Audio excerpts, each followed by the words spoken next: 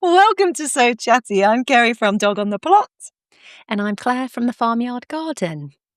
Welcome back, Claire. Welcome back to season 2. Did you have a Episode nice 1. break? Yes. Do you know what, Kerry? It seemed like it was going to be a really long break. And then in some ways it has, because so much has changed from Christmas to February. It feels like a vast portion of time has passed. But on the other hand, it's flown by as well. It's flown by. What about you? It's gone quickly for me. It's been incredibly busy with work, which is why we scheduled the break at this period anyway. And I'm very thankful that we did that, because I don't know that I could have done this along with everything else. But yes, it feels nice to have entered February. February feels like, although there's still things that you can do in the garden in January, and indeed we have been doing things, and we'll talk about them in a moment. But February feels like the start time. So it begins, like, Claire. So it begins. Oh, yes. So it begins. So it begins indeed. Oh, I'm so excited. And, you know, we've had a few conversations. I mean, I have missed you, Kerry, because we have not been chatting anywhere near as much as we were. No. Not just these conversations, but obviously you are extremely busy at work, and I've been trying to give you that space to crack on and get things done and not add to your workload. But it's just the sheer excitement of knowing that spring is within touching distance, and we've both sown our first seeds now, and our little heat pads are going, and it's so exciting. And we did get a chance to meet up, didn't we? We squeezed that in before term started. So just after New Year, wasn't it? We met up on the Monday. It was. And we sat in the garden centre and dealt out our tomato seeds. We did. It was quite a bizarre thing for, I think, people to see in the restaurant of the garden centre. We got seeds out. We were making little funnels, putting them into little baggies. We did look a bit dodgy, really, didn't we? Did, I toddled in the corner, dealing in seeds. And I've got more seeds for you now. I've had quite a few seeds sent to me. So, we need to meet up in the next couple of weeks. I've got more seeds. I don't know how it's going to fit in with your not growing 60 tomatoes promise for this year, but plenty of seeds to go. Well, my thinking is now that I'm positioning myself as a collector of heritage seed, Claire. No official capacity at all. But I thought, it's not, you don't have to grow every seed. This is a revelation to me. Other people will know this, but you don't have to grow every seed you own every year. No. This is a realization that I have had. So I'm still really happy to accept different seeds, and maybe I grow them this year, but maybe I wait and grow them next year. But I think with tomato seed, especially, because you can keep tomato seed for a good length of time, it stays viable. So yes, I'm just kind of building a collection, and then each year I can go through and think, well, what do I fancy this year? What do I want to do that's a bit different, and things like that. But there will not be 72 different varieties of tomato on my plot this year. There will not. Okay, you can hold me to that, Claire. I think we're going to discuss our tomatoes and things of choice soon, aren't we? Because we're going to have a tomato special. But I think I'm in the same vein as you there, because again, I've had so many seeds sent to me, and it's wonderful. And Kathleen Williamson has been one of the biggest prolific sender of seeds, along with Ali, as always, from My Rusty Garden. And I think, because you've now given me this Sarah Raven diary, which, Kerry, I am using it so far, so good. And this is the revelation for me, because what I thought is, I know some that I want to grow every year. They're Duncan's favourites. I want to grow them every year. So they're going to be on the list all of the time. But actually, I can't remember the seeds that I sowed last year, or the tomato plants, that I grew last year, because I don't keep a track of them. I don't keep a track of all of them. I know. I mean, I could go back through my video and have a look, and I kind of know. But this year I want to absolutely keep a list of the ones that I do grow this year, so that I can do the same as you. I've got too many seeds to sow this year, even for me, or too many varieties. So I'll be doing the regulars, and then each year I can swap in 4 or 5, 6, however many of the heritage or new varieties to us, and keep moving them around, with the intention of, hopefully, in years to come, I'm going to find probably a rigid favourites list that we stick to, and maybe then there's only one or two that you swap in and out if the new cultivars come out. So, yeah, I'm with you, Kerry. Good idea. You know what they say about great minds thinking alike? We will not mention what they say about fools. They seldom differ. Well, I'm on board with you so far, but so I kept quite careful track of all the varieties that I was growing last year because I was taste testing and like evaluating them as I went along. And we know that I have found that all tomatoes taste like tomatoes. But I also found with other things as well, whereas being quite like trying to keep track of all the varieties and things, I think I'm going to let go of that a little bit this year and just sow. And what comes up. And I feel like with most things, you can probably work out once it's fruited what it was, what the variety was from the packets that you've got. So I'm going to try, because I think there's a lot of pressure and a lot more work when you're trying to keep everything divided up and keep track of everything. So yes, I might try and be a little bit easier on myself with that. And that is what we talked about, sort of intentions for the year, didn't we, in our final episode? We did. And I think I'm still trying to, keep myself thinking to make things keep easier. Yourself in check. Yeah. Exactly. So let's go to our regular features then, Claire, because we're a hot knot. We've got a whole month to look back on. So what would you say was hot in January for you? Oh, well, I guess as a collective, it's got to be the rose arch, hasn't it? I kept to my accountability and we've built the rose arch. And you know what? It turned out better than even I anticipated, especially with our very much not a plan. People draw things with specific measurements and they make a firm plan. There was no firm plan, just that it's got to be that wide and we'll figure it out.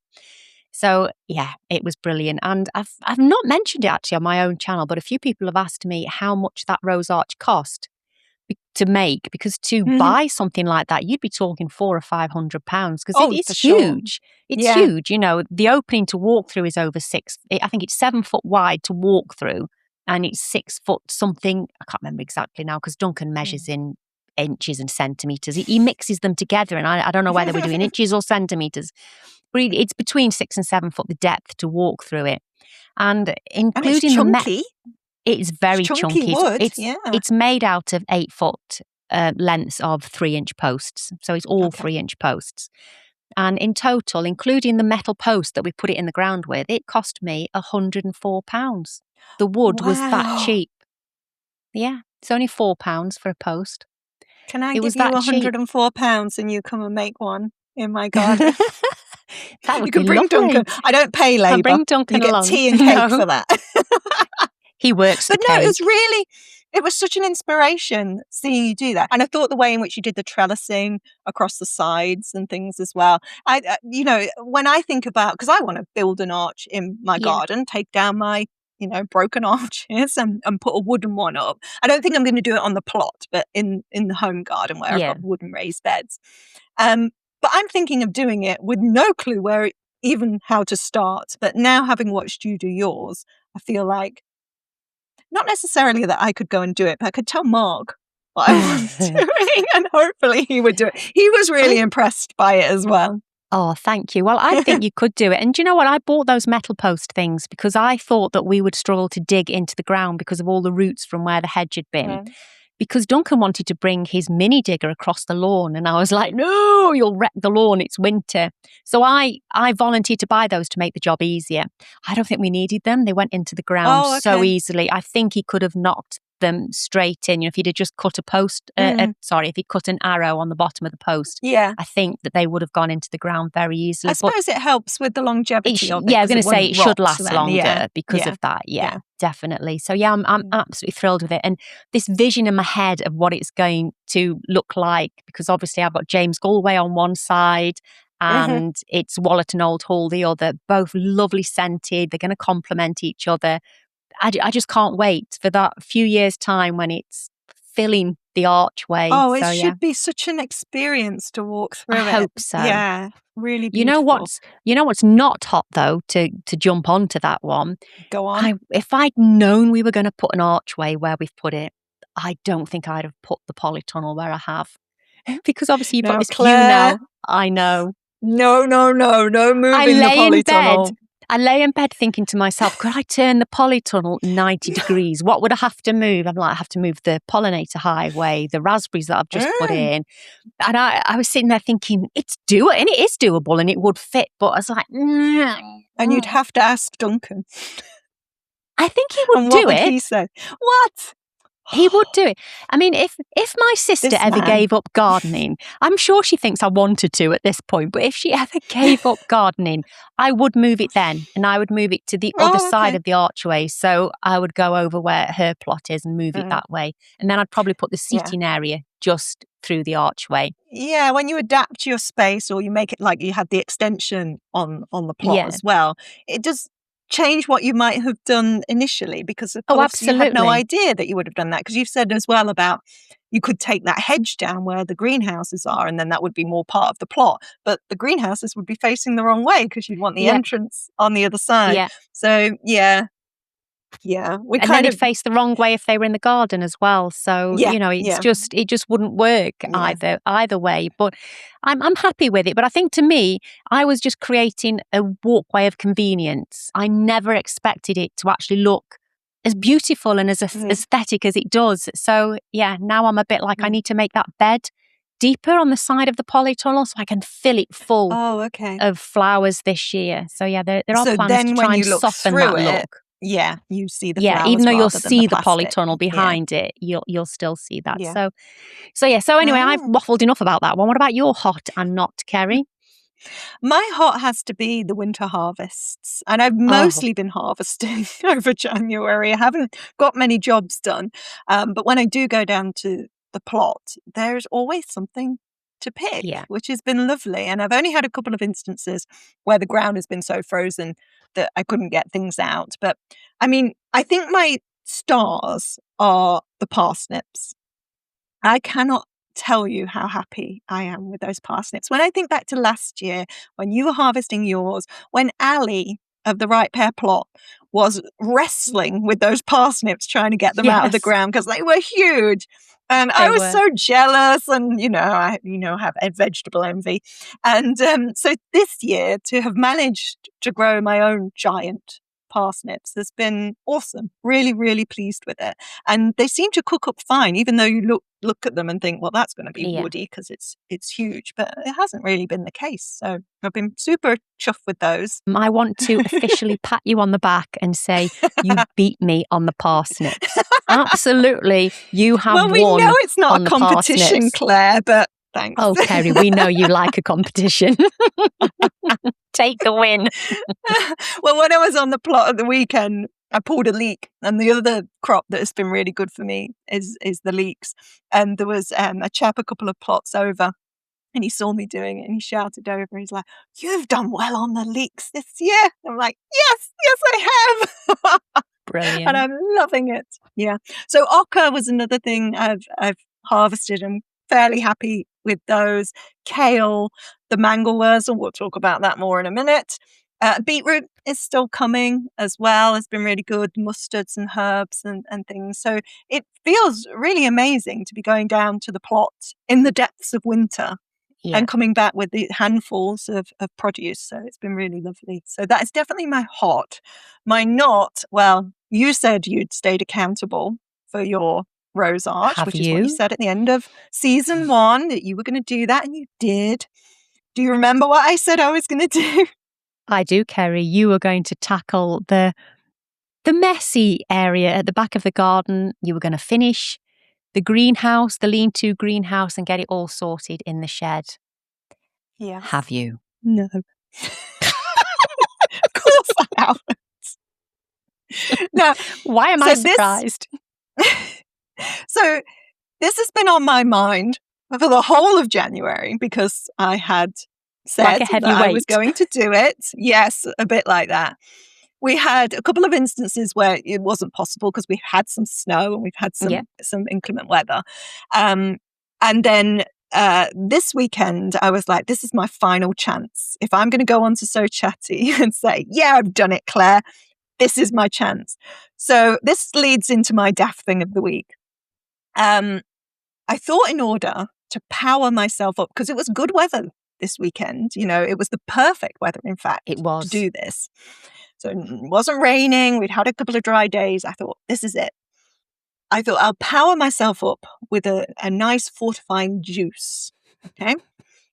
And I had said in my video that I was going to experiment with juicing the mangold wurzel. I had still got it in the fridge. So I'm going to do that. I'm going to have this juice, power myself up. So I peeled it all, chopped it all up, put it through the juicer, made this really kind of opaque white kind of juice, because the mangold wurzel, although it's pink, it's white inside. And I had a couple of sips. Now, I hadn't had any breakfast. And sometimes, when you haven't had breakfast and your blood sugar dips a little bit. Yeah. So I was feeling a bit icky. I thought I'll have the juice and then I'll have some breakfast. So I had a couple of sips and then I tried to eat my cornflakes. I started to feel a little bit rough. I thought, I think I need some fresh air. So I went out into the garden, took some gulps of air. And I'm going to tell you, Claire, the only thing I did in that garden this weekend was fertilize it. Oh, no. My body, I feel like because I've obviously had the slug incident we've talked about in a previous episode. And I don't mean to keep talking about these things, but yeah, my body rejected that mangold wurzel forcibly, juice by the sound of it. Yes. Oh, yes. no. And that put me out for the whole weekend. So I did have the best of intentions, but I do think, when you are ill, it's very traumatic on the body, and it took a while to recover from that. And I just didn't really feel up to tackling anything after that, which was a real shame. Now, I want to make clear about the mangold wurzel that I have eaten it steamed, I've eaten it roasted, I have eaten it raw with no ill effect. So I do think this was about my body having the juice at that particular time, rather than anything intrinsically wrong with mangold wurzel. No, because I shall not be juicing it again, though. No, simply it would put because you I off, couldn't wouldn't bear it? to look at it like that. No, but if a quick Google does suggest that actually it is edible as a juice, you can juice it. It's not, like you say, there's nothing wrong with it. It is safe to drink it juiced. So, but it does say to juice the smaller ones, doesn't it? Yours had gotten quite big late in the season. Yeah. So you said it was a little bit bitter as well, wasn't it? Yeah, because it's funny, actually, the mangold wurzel. And the more I'm thinking about it as a crop, it is sweeter than a beetroot when you first eat it, but it does have this bitter aftertaste, which I think is actually more bitter than the earthiness of a beetroot. Right.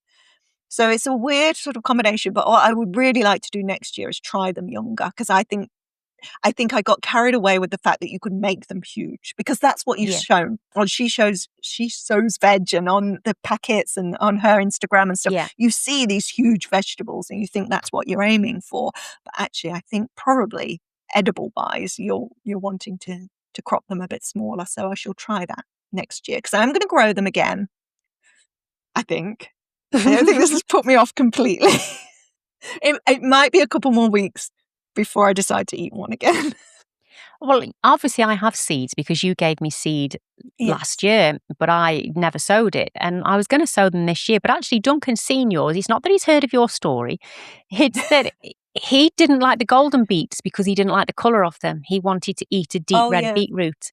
So I actually don't know whether it's worth growing them unless I grow them simply for our horticultural show in August, which is I could potentially do that, grow them for the show table. Yeah. Because I don't think he'll eat one. He'll probably try it, but he's not going to want to eat it like he does the normal beetroots. He definitely prefers the deep, dark reds. I'm really pleased that I grew it this year. And it's been such a highlight because it's such a strange looking vegetable, and it's so bright, and of course it's on the plot now. And again, like with I talked about the peppermint chard and things, and the Tortondine kale. They're colourful and they're lush on the plot at this time of year when most of the plot is pretty bare and not looking too attractive. So it's nice to have them, even for those aesthetic reasons. I think this harvesting over winter has been the biggest surprise for me as a new-ish gardener, because I expected everything to be gone by October. I think because you hear that people put their plots to bed and you think, well, they've put them to bed because they've got nothing growing. So I was expecting when people talk about the season being over, that's because there's nothing left. But actually, it's been a revelation just to be able to harvest year round. It's amazing. Absolutely amazing. Yeah. So, and it gives you a reason to go to the plot in the winter because there aren't actually that many jobs to do on the plot during January. Maybe not for you, but Oh, I don't know. well, we're not all building rose arches. But I mean, also because like you've talked about, you wouldn't want to drive something over the lawn in the middle of winter. You don't want to be No. stepping all over your beds and compacting your soil. And if it's frozen, you can't do much and things. So to have a reason to go, because I love being just in the space and to just pick a leek or whatever and take that home to have for dinner is lovely. It's just, it's one of the magical things of having a vegetable plot. So that was my daft thing. Have you got a daft thing or a bargain? Well, I have a couple of daft things, actually.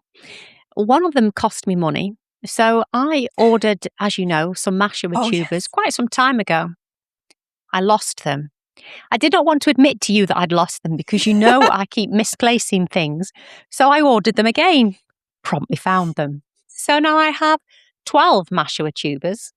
I don't think I need 12. There was a lot then in the pack. Yeah, there was 6 in each packet. So I have lots of masher with tubers now, which I'm obviously incredibly excited about, but I don't think I need that many.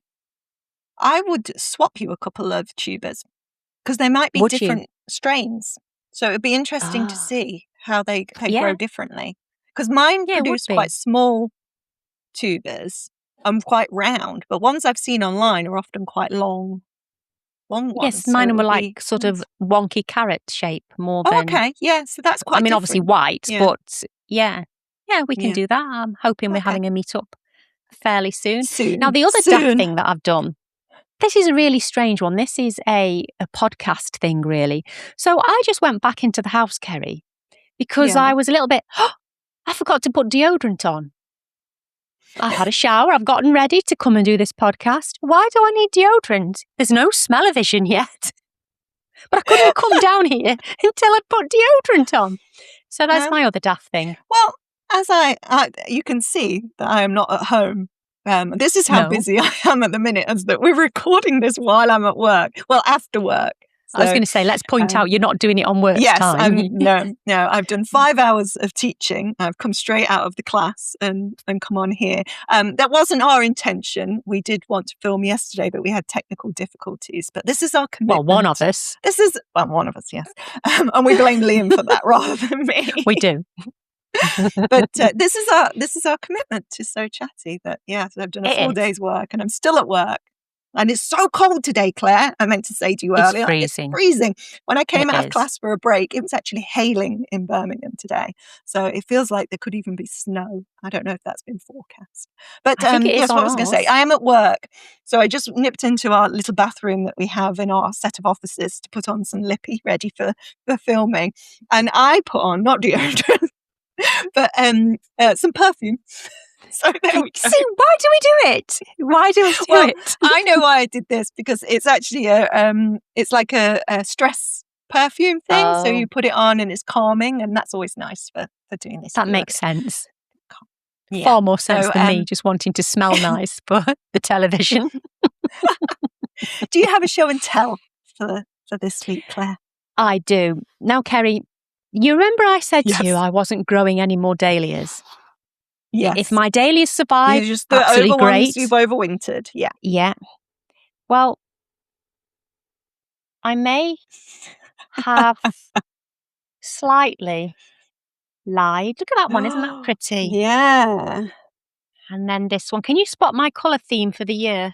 It's very pinky. That's purpley. And then I have a white. Oh, I have a white one here. Oh. I know, she's beautiful. She's called White One Esther. Oh, not heard of that one. Very nice. And then I also bought, because I know you love them, I bought some Narines as well. So. I do, but I only ever got one to go. How many are in that? 4. Oh, that's good. They're quite big bulbs, actually. I was quite surprised. For such a delicate flower, I was surprised. Yeah. So well, they like marshy conditions. They like more boggy conditions, I believe. Well, I have a high water table, so we should be all right with that one. We should be fine. In fact, I might put them around the the tree, the Braeburn apple tree, which is where the fig was originally, because it's still wet there. So crocosmia is growing there as well. I think the nerines would go quite well with that. It's the wettest point really on the plot. So there you go. You've just helped me have a home for them. Remember that, because I don't have my diary. I cannot write that to organise myself. See, I thought you might show your diary for show and tell and show us that you've been filling it out. I've got mine here. No, I've got my notepad. And I've been filling it out. You're very organised. I sowed last week and I've had germination already. So, the least favourite plant, the geraniums, all of them have come up. Some of the stalks have come up. I have one Brussels sprout and there was something else, but I can't remember what it was offhand. But, the shallots. The shallots have just started to come up. No, nothing here. I've only just sown things. I think the chilies are probably now a week, but I've just been at Liam's and then I've been at work. So it's been since 3 days that I've not checked on my seedlings, so I'm hoping they're not all dried out because they're in the propagator. So when I get home tonight, I have the excitement of going upstairs and having a look and seeing if anything's come up. Good luck. I hope now, so. I didn't say, Claire, that I wasn't going to buy any more dahlias because I knew that I would. And indeed, I have succumbed and I did quite a big order with Farmer Gracie a couple of weeks ago. And some gorgeous varieties. She'll show on the screen some of the ones that I purchased. But I did get a little bit overexcited. And when I showed my mom and she promptly told me off, I said, well, one of those is for Becky. So my long list of dahlias, but one of them is for Becky's birthday. The proper bargains were from Dobie's. Being in the garden club, Dobie's or Dobie's Garden Club, I've bought a lot of stuff from them, which has just arrived, so I need to sort those out. And I also, just this afternoon, have placed a Farmer Gracie order, which leads to another daft thing, doesn't it, Kerry? Because I remembered that it was free postage today and I put that code in. Did I remember the dog on the plot 10% discount code? No. Actually, if they'd made you put a code in for the free postage, I don't think you can use two codes at once. So you would have had to weigh up which one would have been the biggest saving. Yeah. It's always good to look when they've got some kind of deal. Because when I got my dahlias, they had 25% off dahlias. But it was across the website, so it wasn't a code, which meant I could put a code in my box. I didn't use my own code because that seems weird, but I used Jane's Growing Garden as my code, so I got 10% off as well. Yeah, and I texted her afterwards and said, look out for your commission, because I made a big order. Well done. I mean, I didn't order dahlias. I've ordered, as I keep saying, I want to order some echinaceas. Yeah. I'm very excited. Well, my show and tell is pretty special, actually, and there's a discount code attached to this. So I'm going to stand up for this. Well, I'll tell the story first. So viewers might remember that when we were talking about the merch that we've been selling, we were struggling to find an apron that we wanted to put on there. And I did get a full apron, but it didn't have pockets. And it was quite a light colour, and it wasn't a half apron because we kind of like that style. And a lot of people have commented on my little purple half apron that I got from Aldi like 10 years ago. So we talked about this on the channel, and then a viewer, Charlotte, got in touch with us, and she has a business called Pepper's Pinnies where she home makes aprons. And she said, would we like her to make up an apron that we could have as part of our merch? And she did it over Christmas, and she sent them to us just a couple of weeks ago. And this is what she made. Oh no, I'm not going to be tall enough to go like that. There we go. Look at that. So I'm modelling it here.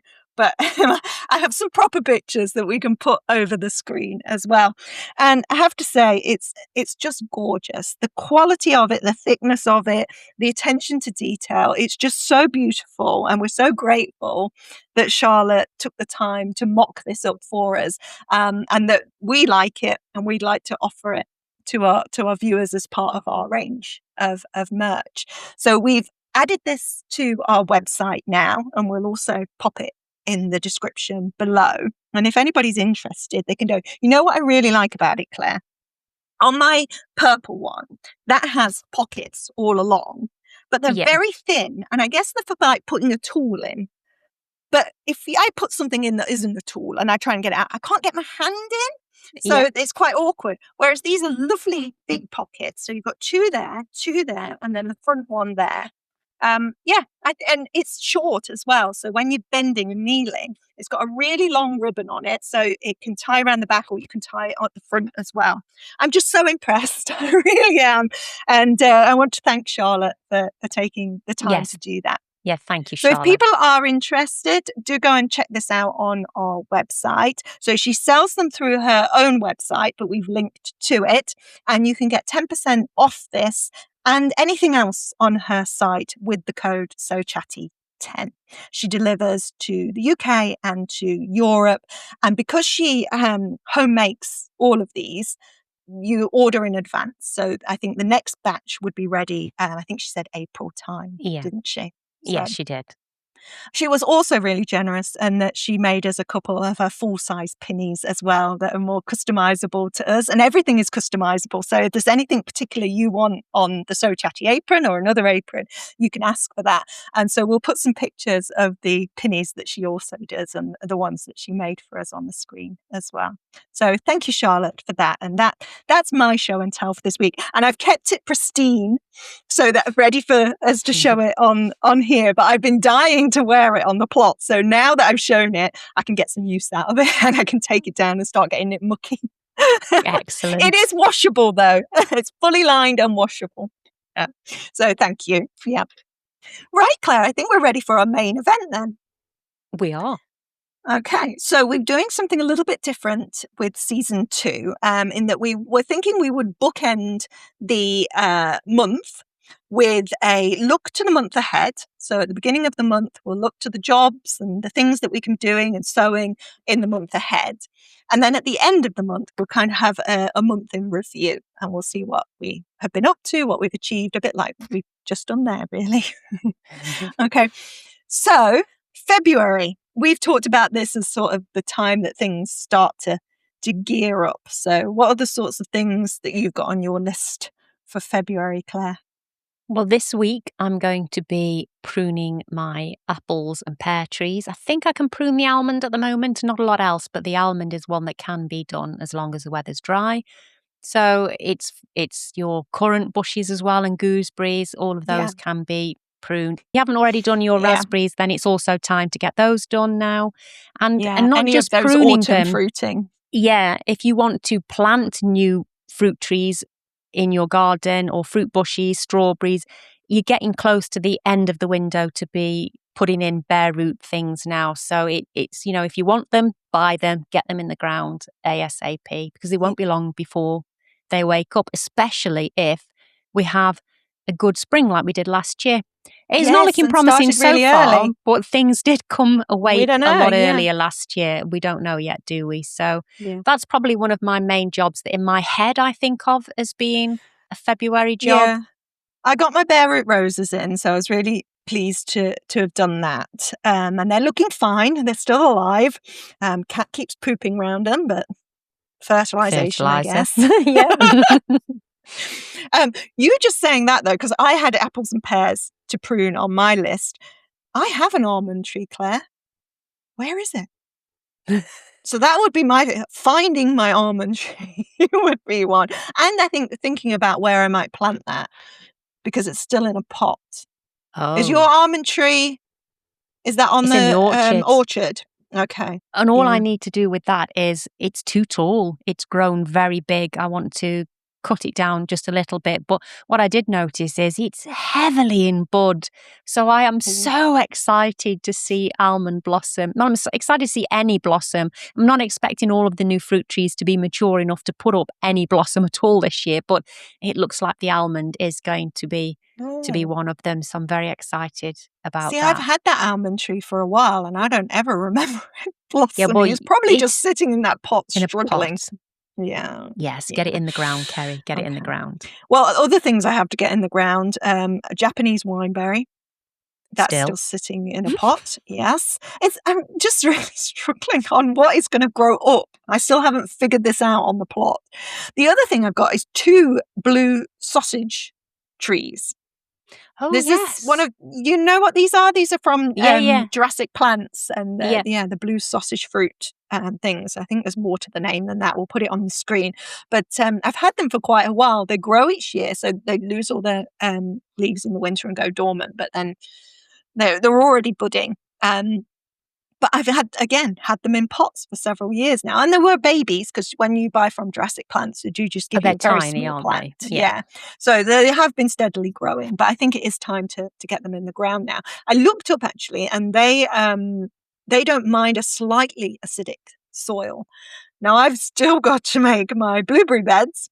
So I'm using the beds that are already in the home garden. I've got to take out the soil that's in them. I've got some ericaceous ready to put in there.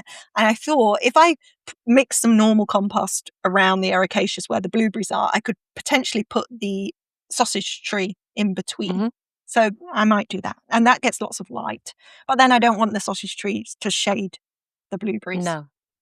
So I still got to think about that a little bit. Okay. Yes, I have all those things to prune. I had all those gooseberries, currants, all on the list. I have a lot of different autumn fruiting berries, so all of those need to be pruned. Yeah. It feels like a lot. It does. Well, do you know what, Kerry? I thought it was going to be a lot for me, but do you know when I sit and look at them, I've walked around and I've had a look at them, I think it's going to take me about 5 minutes. Chop, chop, chop, Because chop, they're young chop. trees. They're young, yeah, so it's Yeah. not going to take Yeah. much to do them. It's true. Not at all. I think it's more the berries, especially because I need to refresh my memory every time I do the currants, because you do the black currants different to the red currants and white currants. I think I just remember. chopped all of mine. And I think gooseberries are pretty straightforward, but my gooseberry plants are really congested now because I didn't do them last year and they're incredibly spiky. So, yeah. The other thing I've got to prune is the clematis. So I have a summer flowering clematis that goes over the arch in the home garden.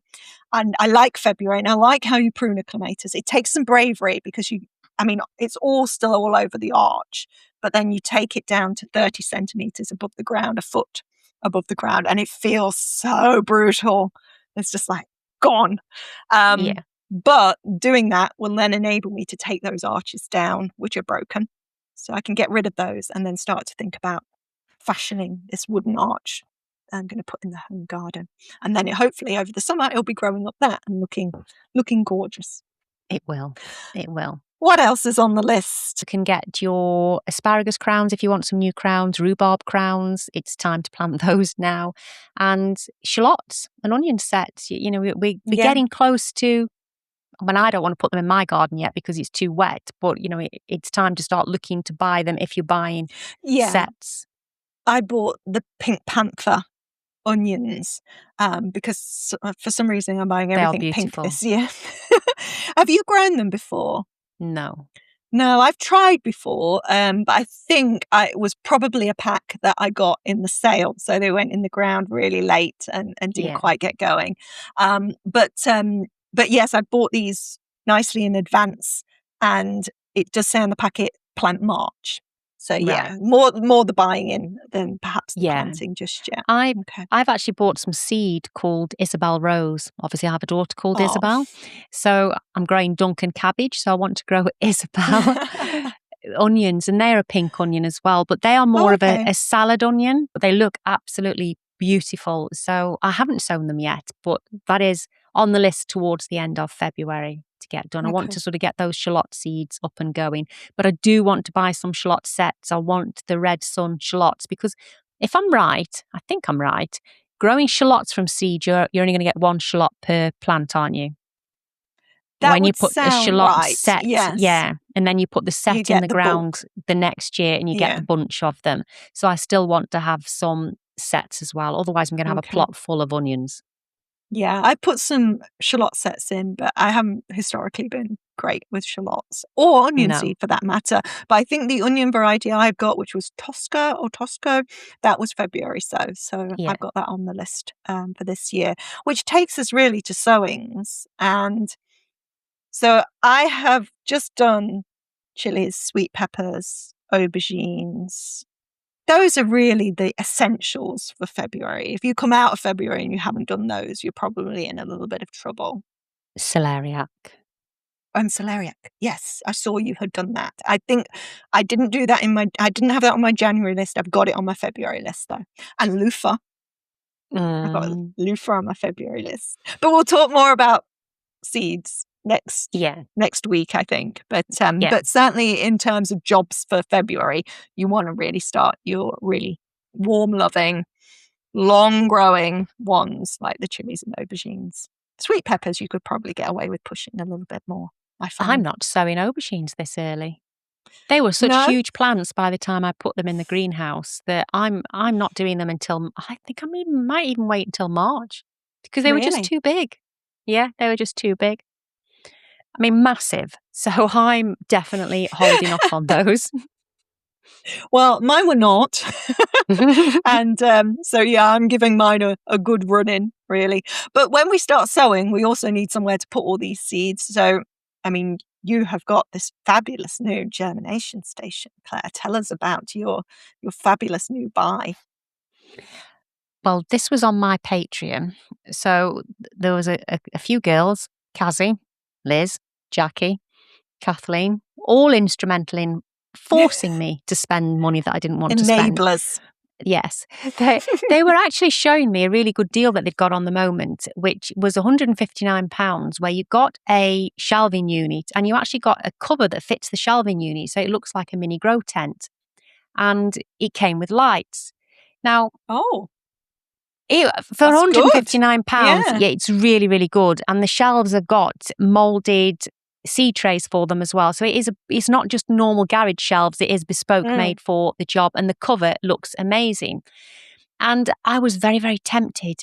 But then the only thing that put me off is you couldn't order that without the lights. So it's pretty much the lights that I already had anyway. So I didn't want the lights with it, but it came as a kit. So if you don't have that kind of light, then it's absolutely brilliant and it's very, very good value. So they're different lights to the one I've got. Yeah. Oh, okay.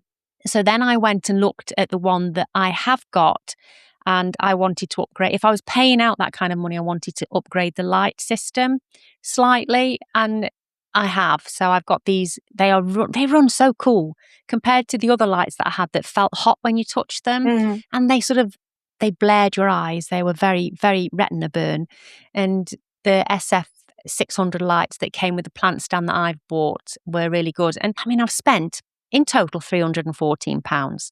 Now I know that's a lot of money, but it is, to me, it's an investment. So it's on sale at £349, I think it was, but you get a first order 10% discount. Yeah. I did not approach the company. I have paid for it myself. But the lights, if you were buying the lights out of the sale, they're £100 each anyway. So to me, I've got the plant stand for free because I wanted to upgrade the lights. And is it 3 sets of lights? 3 sets of lights and the plant stand. But there's no cover with this one. And to be honest, I don't think I need one. I wanted to have the airflow anyway.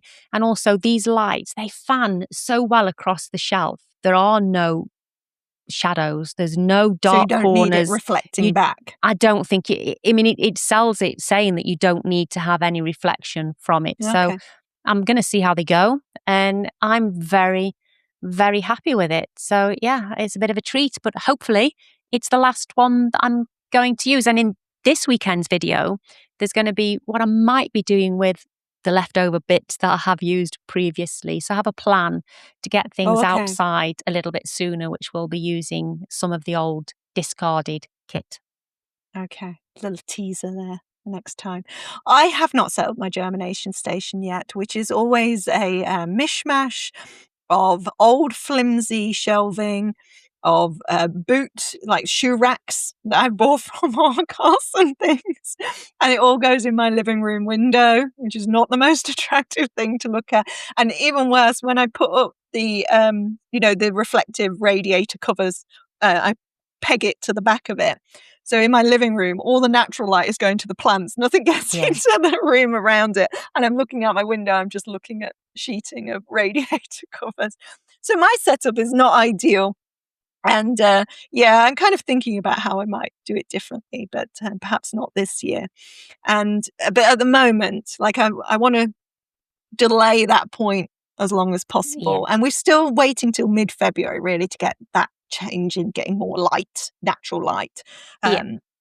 So at the moment, I've got just everything in a propagator upstairs, and I'm kind of keeping it out of the way for now. But it won't be long when I'll need to at least get the first shoe up in the living room. But it is a thing you have to think about in advance, because, I mean, you had to put a whole thing together and build it.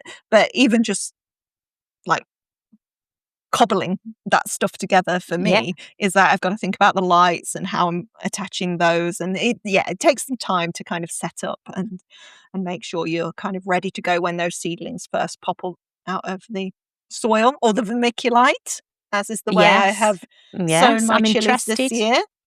I'm interested. Yeah. I had a comment today where somebody, and forgive me, I will put your name on the screen. I haven't gone through my comments yet today because I've been working all day.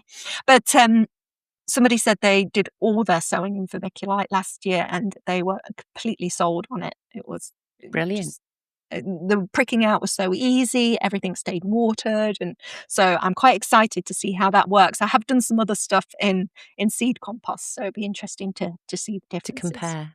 Yeah. So we've got germination stations, buying seeds, starting some seeds. Seed potatoes. Yes. Shitting. I bought mine. Have you got yours? I have all of mine. I've got some that I don't want.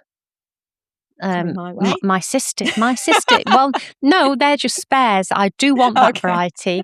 So I'd given my sister the code for Red Duke of York somewhere along the line. I don't have Red Duke of York. I just have Duke of York. And I'm like, do I just plant the Duke of York? But like you said in your video today, it's the colour of the Red Duke of York. It's the colour. I know. So I don't know what to do about them. I'm feeling very wasteful if I don't plant them. But I don't really want Duke of York. They're supposed to be Red Duke of York. And actually, it's not a problem for me because Jo ordered a back of Red Duke of York. Hers have come as Red Duke of York. So she did say there were some spare.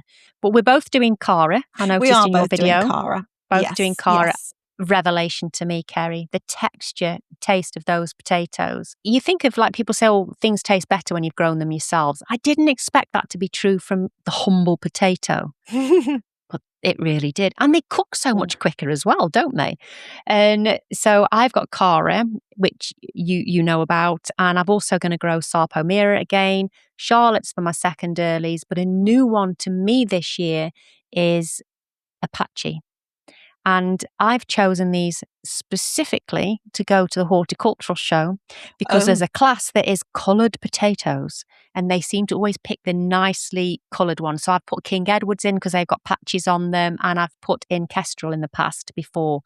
But the Apache, wait until you see this picture on the screen because the colour of the Apache potatoes, it is so striking. So I'm hoping that I'm going to like them. They are a main crop, but I'm also growing them again, thinking ahead to the horticultural show in August. And they are the ones that I'll be giving to you. Oh, I have plenty. Thank you.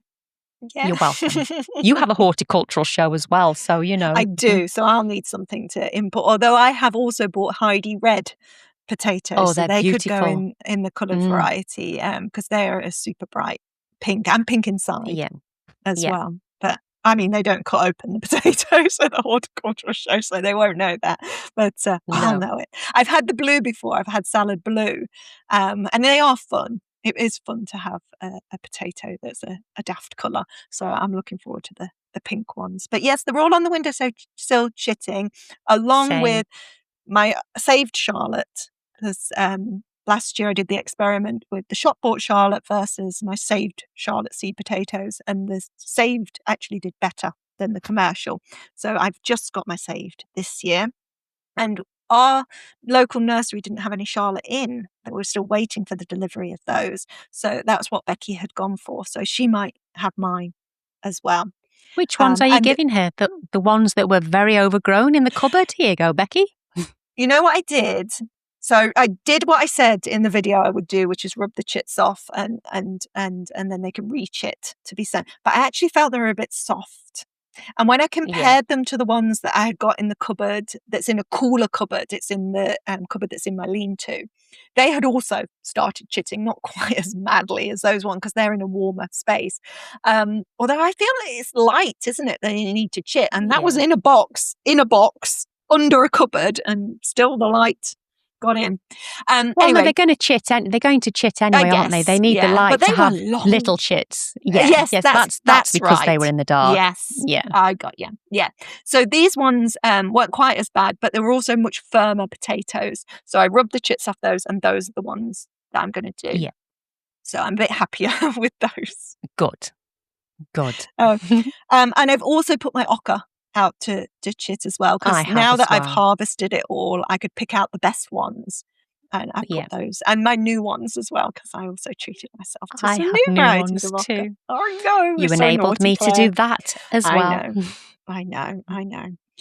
What else have I got on here then? Oh well, I've got tidy up ! So, I mean, clearly still on the list to do the back garden. It won't be this weekend, I can tell you that now. But sometime in February, I'll have to do it sometime in February.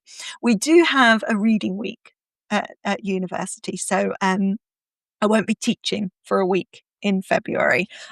Still working, but I'm working from home for that week, so it might give me a little bit more wiggle room to start on the back of the garden. I don't think it'll take you that long when you get on with it. I really don't. I think it's just that motivation to do it. It's just facing it. Yeah. And once you start, you'll feel so much happier to have that job ticked off the list, once it's done. And I can't wait to see you using that space. In actual fact, I'm going to tell you about something that I've spotted on IKEA today, Kerry. And it is £60, but for £60, you get 3 stainless steel, like greenhouse shelving, but stainless steel with covers. 3. 1 tall and 2 half the size. 3. And I was thinking, they'd look nice in Kerry's lean-to greenhouse if she's short of things with covers. If you wanted any extra protection to get things out earlier. I was thinking, because I've got these slim flimsies, that I'd probably put those in a row underneath the lean-to greenhouse for a bit of extra. Yeah. I guess one of the things I'm thinking about is the glass to glaze the lean-to greenhouse is at the allotment. So I've got to get the glass from that back home to the thing. Yeah. But really, that's just an excuse, because I can't glaze the greenhouse until I've done the tidying. It's the tidying. I need to put on some big gloves, because I don't know what's growing and living and all of this stuff. Part of my justification for not doing it during January is that, it's habitat.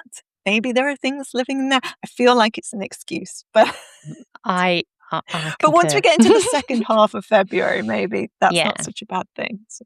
It's more pleasant to be outside. Yeah, for sure. And the days are getting longer, and we feel it. We've talked about this, haven't we? You really feel like the days are getting longer now. Even now, to have daylight till 5 o'clock, to just that extra hour at the moment to just get more things done. It's literally running out of daylight hours to do these things, isn't it? But you will get it done. It will be done. Just keep telling me that, it's not as bad as you think it's going to be. Just keep doing it. Yeah. Keep texting me that. I've seen a few people, though, that have got some big projects going on at the moment, and they have piles of mess around their plots or their gardens or things. And then I suddenly realised just how fortunate I am, because I have not only the space and the access to bring in also heavy machinery. We took out that hedge, everything was gone instantly. I don't have mess lying around in the workspace. Yes, it's in a shed or it's in a skip that we've had delivered to the farm, but it's that I've realised is my biggest privilege from growing at home in the space and the access to the space that I have. Yeah. Because I can't imagine all of that was I know it's not, a lot of it is going back in your shed, but imagine that it was all to be going to the tip. You've got to carry it out through the house and bag it up and get it in your car. I'm like, gosh, I would lose motivation if that was what I had to do.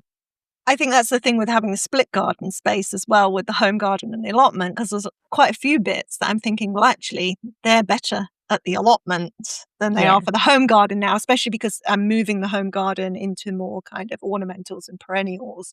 So yeah, I'm going to have to do that of shipping stuff over to the allotment. And I still haven't bought my little wheelie along trolley. And it's a kind of consumer overwhelm or decision fatigue, they call it, don't they? Because I keep looking on the B&Q site and there are so many of these wheelie along cart things for your garden, and I just cannot choose which is the right one. So if anybody has recommendations, because I just keep looking at it and thinking I don't know what to buy. I don't know if you're anything like me though. You go and look on places like Amazon, or if you're looking on Google, you look on Google reviews and you see all these reviews and you're about to hit buy now and you scroll down to the one more review and it's a one star. Yeah. And that one bad review puts you off, doesn't it? And then and that's why I get the indecision.